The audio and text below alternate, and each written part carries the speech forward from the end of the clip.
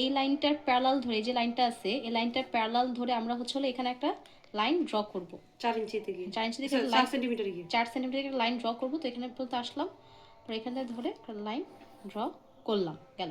এখন আমাদের কোশ্চেনে বলতেছে যে হলো এখানে 1 in 8 at the rate of 1 in 8, অর্থাৎ 8 সেন্টিমিটার আমাদের কাটতে হবে, 8 সেন্টিমিটার আমাদের কাটতে হবে।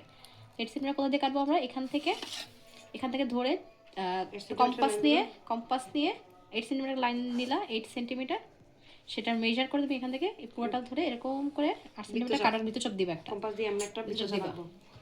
এটা যেখানে যেখানে তোমার কাটস করছে সেটা হচ্ছে তুমি জাস্ট মিলাই দেবো, এখান থেকে এই একটা মিলাই দিলা, এখান থেকে এটা মিলাই দিলা, গেল।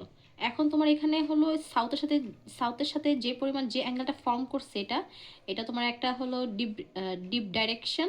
এখানে তোমার হলো ধরো সাউথ 75, ধরো সাউথ 75 ওয়েস্ট। আবার ধরো এখানে যেটা ফর্ম করছে সাউথ 75 ইস্ট, আর এটা হলো সাউথ ধরো সাউথ 25 ওয়েস্ট, সাউথ যেটাই আসুক সাউথ 35 ওয়েস্ট। হ্যাঁ, আর এই নর্থ থেকে যেটা গেছে সেটা কিন্তু তোমাদের স্ট্রাইক, অলরেডি স্ট্রাইক ছিল নর্থ 65 ইস্ট, এটা হচ্ছে স্ট্রাইক, এটা হচ্ছে স্ট্রাইক, এগুলো হলো তোমার অ্যাপারেন্ট ডিপ। এরপর আমরা তো অলরেডি বলে দিই, কোশ্চেনে বলতেছে যে হলো find the amount of apparent deep in the direction of north 65 east. North 65 east কিন্তু অলরেডি আমাদের স্ট্রাইক, আবার এই ডাইরেকশনে আমাদের হচ্ছে হলো অ্যাপারেন্ট ডিপ বের করতে বলছে। তাহলে আমাদের এখানে অ্যাপারেন্ট ডিপ হবে হচ্ছে কত? অ্যাপারেন্ট ডিপ হবে তোমার হচ্ছে 0 ডিগ্রি, যেহেতু দুটি ডিপ ডাইরেকশন আর স্ট্রাইক হচ্ছে তোমার সেম।